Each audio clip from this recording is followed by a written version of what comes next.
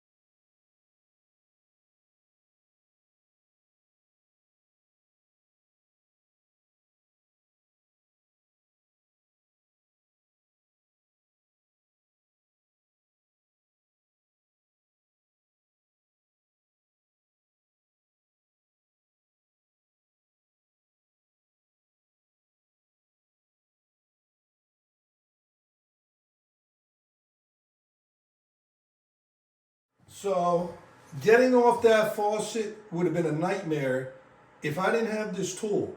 Yeah, I got a grinder on the truck with a cutting wheel, but this tip has a 16-inch blade, basically, titanium blades. You can get all kinds of different blades for this vibratory tool, and Wyobi makes one also. But these are great. As you can see, I just cut that right off.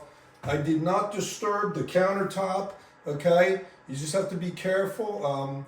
But I mean, this tool has a lot of different applications. You'll be surprised, doing trim work, cutting door jambs. I mean, you'll be surprised. So if you buy one of these and you don't use it that often, you will start to use it more than you think, because you'll be like, huh, you know what?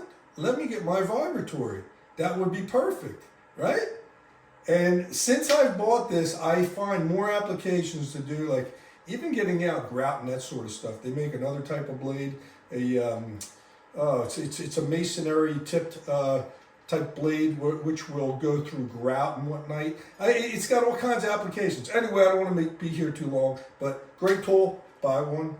Wyobi, I think you get one for $80.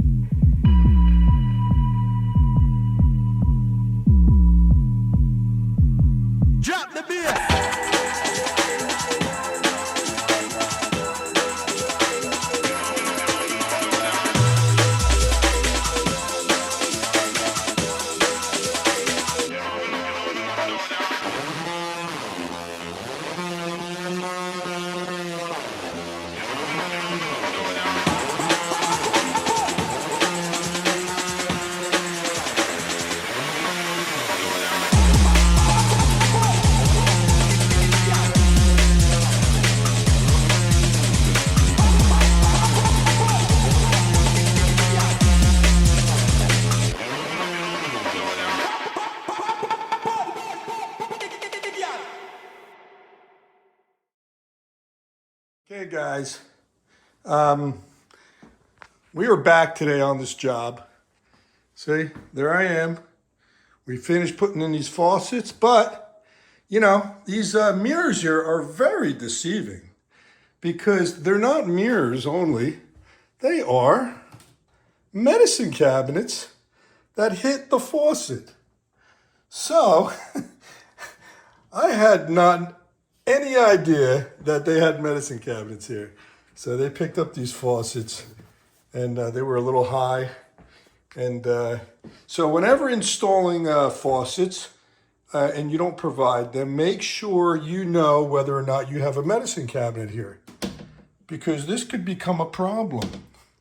Okay, so little side note there, guys and girls.